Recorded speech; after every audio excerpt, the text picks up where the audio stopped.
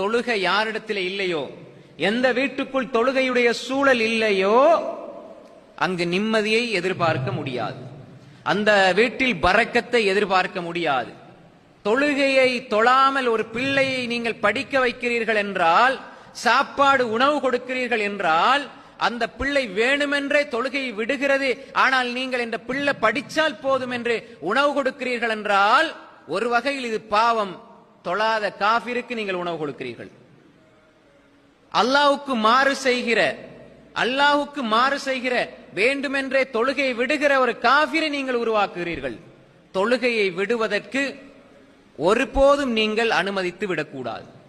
நீங்களும் தொழுகையை விடக்கூடாது, உங்கள் பிள்ளைகளுக்கும் தொழுகையை விடுவதற்கு அனுமதி கொடுக்க கூடாது, உங்கள் மனைவி மக்களுக்கும் தொழுகையை விடுவதற்கு அனுமதியை வழங்கக்கூடாது.